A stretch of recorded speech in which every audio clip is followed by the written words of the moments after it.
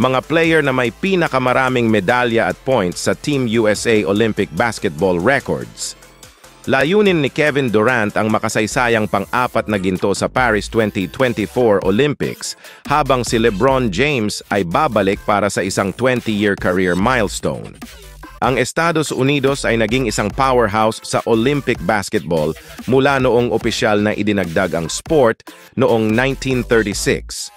Ang US men's basketball team ay nakakuha ng 16 sa 20 posibleng gintong medalya, kabilang ang huling 4, at nakakuha ng medalya sa bawat Olympics maliban sa 1980 na kanilang binoboykot.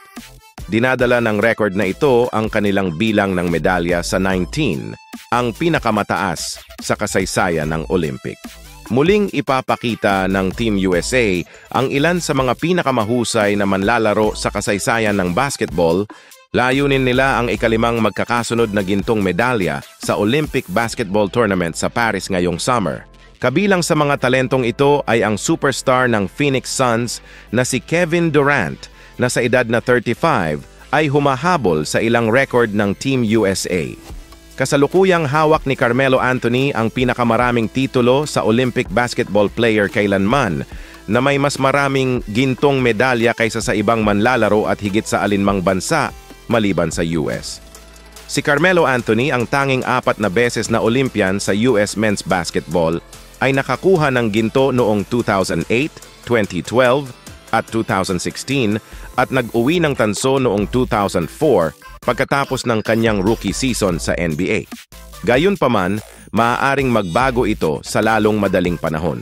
Nakatakdang makipaglaban si Durant para sa kanyang ika-4 na sunod na gintong medalya sa Team USA sa Paris. Kung mananalo sila, malalampasan ni KD si Anthony bilang nangunguna sa mga gintong medalya para sa men's basketball. Kahit na maabot lang ng Team USA ang podium, tatabla si Durant sa record ni Anthony para sa kabuuang medalya sa sport. Si Durant ay nasa solidong kumpanya na may 3 Olympic medals, kasama sina David Robinson at LeBron James. Si LeBron James ay babalik sa Olympic competition 8 taon matapos manalo ng ginto sa Rio 2016. Ang 4-time NBA champ ay nanalo rin ng ginto sa London 2012 at bronze sa Athens 2004. Pagkatapos, 18 na player ng Team USA ang may 2 Olympic medals. Karamihan ay mga ginto, 16 sa kanila. Ang tanging aktibong manlalaro sa kanila ay si Draymond Green, nanalo ng ginto noong 2016 at 2020. Si Kevin Durant, na nanguna sa US sa mga puntos kada laro para sa huling 3 Olympics, ay sinira ang career Olympic points record ni Carmelo Anthony para sa isang Amerikanong lalaki sa kabisera ng Japan. Si Durant ay mayroon na ngayong 435 points. 54 points lamang ang layo sa record ni Lisa Leslie sa US Olympic points para sa mga babae at lalaki. Umiskor si Kevin Durant ng 156 points sa London Olympics noong 2012, 155 points sa Rio Olympics noong 2016 at nagdagdag ng isa pang 124 points sa Tokyo na dinala ang kanyang career points tally para sa Team USA sa 435.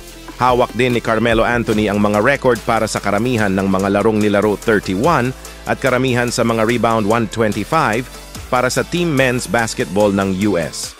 Si LeBron James ang all-time assists leader ng team na may 88.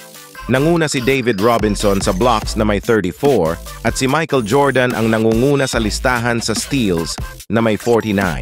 At karagdagan balita, pinangalanan ni Steve Kerr ang 3 manlalaro para sa Team USA starting 5. Kasama sina LeBron James, Joel Embiid at Stephen Curry sa panimulang lineup ng Team USA. Ang natitirang 2 manlalaro ay matutukoy sa mga susunod na araw. Ito ang sinabi ni Coach Steve Kerr sa isang interview, "I like those 3 guys in the starting lineup. We've been looking at other guys around them, and we obviously have a lot of great options, but I do like those 3 guys." Ano sa palagay nyo mga kabasketball? Sino para sa inyo ang 2 player na pwedeng maisama sa top 5? Please comment nyo lang sa baba. Basketball today, basketball later.